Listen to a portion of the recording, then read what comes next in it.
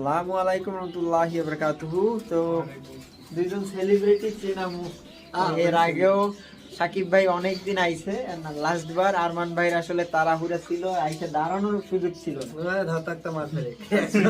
তো যদিও এখনো অনেক ব্যস্ত। বলছিলাম যে আর দুই দিন থাইকে যান, কিন্তু সে আসলে কাজের জন্য ছুটি নাই, তো আজকে চলে যাবে। তো কবুতরের ব্যাপারে আর কিছু নতুন করে বলবো না, এর আগে পিছেও অনেক কবুতর ইনশাল্লাহ দিছি, এবং আপনাদের দোয়ায় আসলে আজ পর্যন্ত কেউ এই ব্লেমটা দিতে পারে নাই যে ভাই কবুতর দিছে কবুতর উড়ে নাই।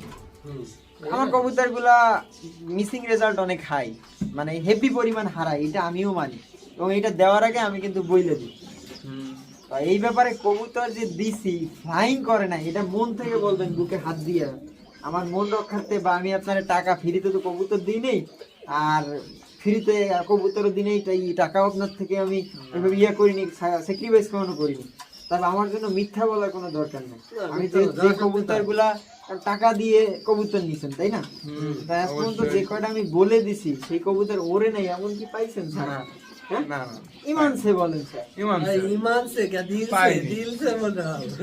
এইটাই হলো মেইন কথা ভাই, কবুতর মিসিং হবে এটা স্বাভাবিক ব্যাপার, কিন্তু উড়বে না এটা অন্য ব্যাপার।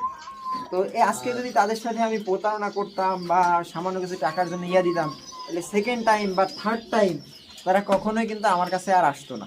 তো অনেকে অনেক কথা বলেন, এইটা না ওইটা, ওইটা না ওইটা, ওইটা না ওইটা, ব্লা ব্লা ব্লা। কবুতর পালতে যে আসলে অনেক কথা শুনতে হয়, কিন্তু শুনেও চুপ থাকি, এছাড়া আসলে কিছু করার নাই। এমন শুনতে হয় যে ভাই বাসায় এসে কবুতরের বাচ্চা 200 কিলো দিয়ে বিক্রি করে আবার আসতে পারবেন কিনা।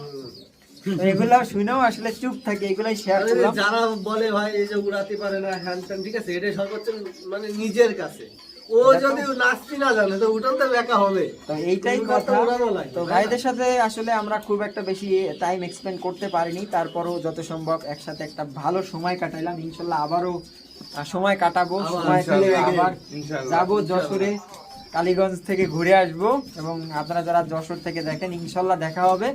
সবাই ভালো থাকবেন, সুস্থ থাকবেন, এবং বেশি বেশি করে আপনার কবুতর দিকে টেক কেয়ার করবেন। এবং শেষ, আমাদের কাজ শেষ, তো তারা এখন আসলে বাসার উদ্দেশ্যে রওনা হবে। তো আমাদের কাজ বাজ কিন্তু কমপ্লিট, তো এই ভিডিও আর লম্বা করতেছি না। সবাই ভালো থাকবেন, সুস্থ থাকবেন, এবং আমাদের জন্য দোয়া করবেন, এবং তাদের জন্য দোয়া করবেন যেন ভালো কিছু করতে পারে। সো আল্লাহ হাফেজ।